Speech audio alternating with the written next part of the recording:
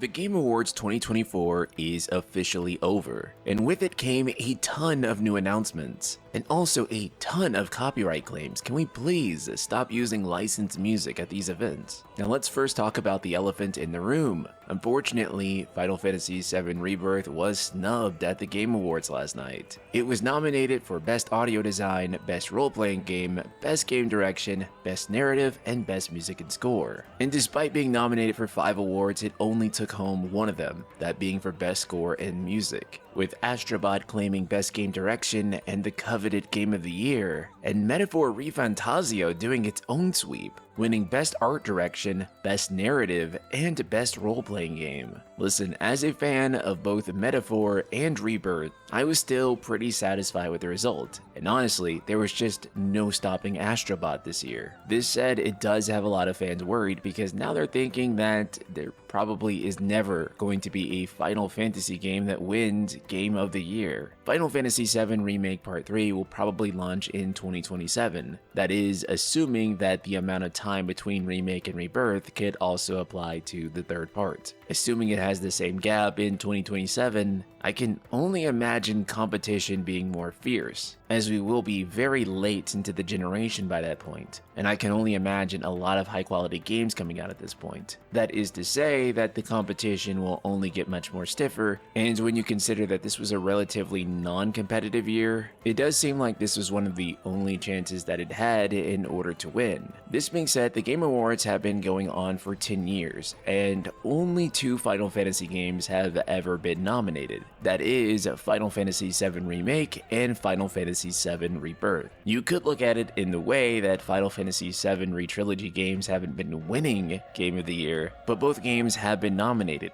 and Final Fantasy 15 didn't do that, Final Fantasy 16 didn't do that, and so I still think that there's an argument to be made here that ultimately Re-Trilogy is still putting the FF series back on the map in a big way, by at least being in the top 6 games of the year each year it comes out. And I think it's insanely likely that Part 3 will also get a Game of the Year nomination. Which again, a trilogy, each time it comes out, being nominated, again, top 6 games of the year, I think that alone is impressive in itself. But that being said, yeah, they probably could have used the victory considering the sales of the game. Speaking of the sales of the game, Final Fantasy VII Rebirth is coming to PC. And that is super exciting because it is coming with some brand new features. And not only that, Final Fantasy VII Remake, not Rebirth, is also getting a patch that adds some brand new features. But first, I want to say we are giving away yet another free game again this month, thanks to our sponsor Instant Gaming. Out to our winner last month, Dante Rage, for winning a free copy of Metaphor ReFantazio. Instant Gaming gives you discounts on games that you are going to buy anyway, so why not buy them for a much cheaper price? So check the link or the pinned comment below and start saving money on games. Final Fantasy VII Rebirth PC version will be launching on January 23rd,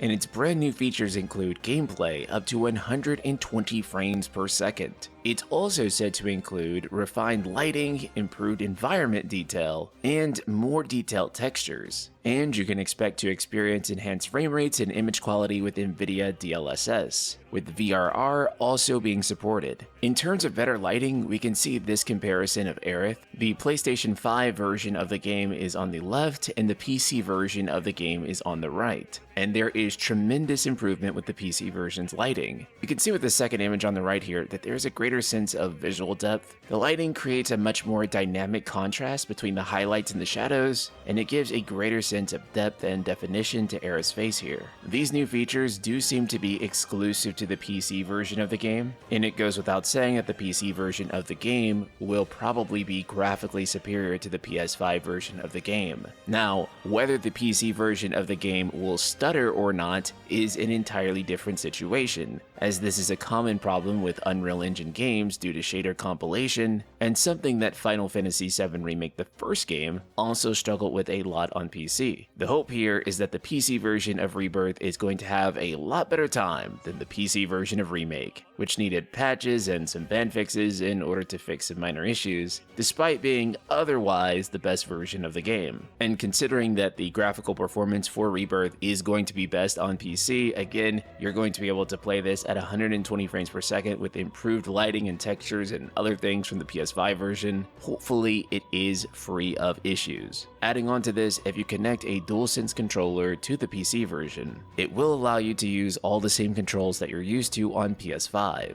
though naturally there is mouse and keyboard support added alongside of that. In terms of recommended specs for the GPU, you are going to need at least an NVIDIA RTX 2060, but that's to run the game at a bare minimum 1080p 30 frames per second. If you want to comfortably run Final Fantasy VII Rebirth, then you will need at least an RTX 2070, and if you want to play the game maxed out 60 frames per second 4K graphics, it is recommended that you have an RTX 4080, which is a pretty steep requirement for the Ultra mode. I'm willing to bet that if you have a 4070 or higher, it'll probably run pretty good at 4K 60. Now, here is the really big question. Is this game going to run on Steam Deck? Now, me personally, I'm a huge Steam Deck guy. If a game does not run on Steam Deck, I am usually very disappointed by it. This was something that was unfortunate with Final Fantasy XVI, as that game did not run on Steam Deck, or at least not above 20 frames per second. However, Square Enix currently says the team is working hard to optimize the game for Steam Deck. We'll have more information about Steam Deck verification in the future, so keep an eye out on our social media accounts for confirmation. It's really cool to see the team trying to get the game running on Steam Deck, and I imagine that that is no easy feat. The screen on the Steam Deck is a 720p screen, so the game doesn't necessarily have to run at that high of a resolution. Unreal Engine is also incredibly scalable as well. It's really easy to go in there and mess with the LUTs, mess with the texture detail, and ultimately get the game running on any device. It may not run pretty, that is for sure, but eventually it will run if you downgrade it enough. I think a lot of people played Final Fantasy VII Remake, the first part, on Steam Deck, so it'll be really good if they can also play Rebirth on there as well.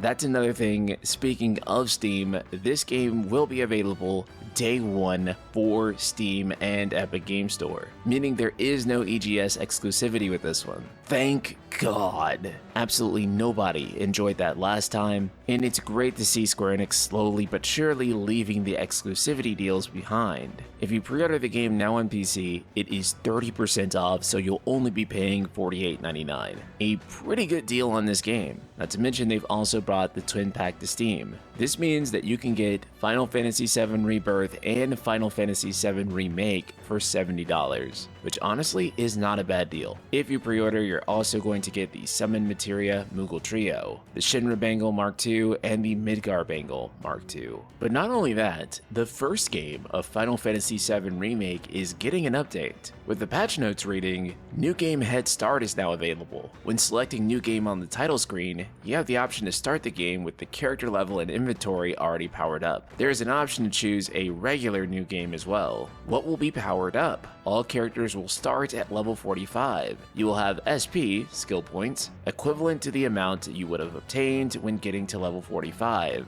A number of materia at max level. Each character will have gear available toward the middle to the end of the story. Each character will have accessories available toward the middle to the end of the story. A number of items useful to your adventure. 50,000 gil in your possession. You can choose this both for the main game as well as for FF7 episode intermission. And the biggest new feature of all, which is really interesting, is the fast forward mode. Fast forward during event scenes are now available. This allows you to watch the scene without skipping over it at 1.5 or 2 times speed. Listen, I'm gonna be honest with you. I watch a number of videos here on YouTube at 1.5 or 2 times speed. It's just easier, my brain can process it really fast. A lot of the times, YouTubers, they love to just fluff these videos out. What is wrong with these YouTubers? And this allows you to get through the scenes much faster. It's a really good quality of life edition, especially for people who are going to just replay the game and they want to skip through some of the more unnecessary scenes and get to, you know, certain sections of the game that they really want to replay. But the real reason that this is honestly being done is for newcomers who want to be able to get into Final Fantasy VII Rebirth or whatever Part 3 is going to be, and this is going to allow them to get through the game really fast with essentially, I mean, what this is a very, very, very easy mode with cutscenes sped up even faster. So despite some setbacks like not winning Game of the Year, the future of the Final Fantasy VII Re-Trilogy is still looking fairly bright. But let me know your thoughts in the comments below. Do you think that Final Fantasy VII Rebirth was snubbed at the Game Awards? And will you be buying Rebirth on PC? Let me know your thoughts in the comments below, and I will see you all in the next video. Later, guys.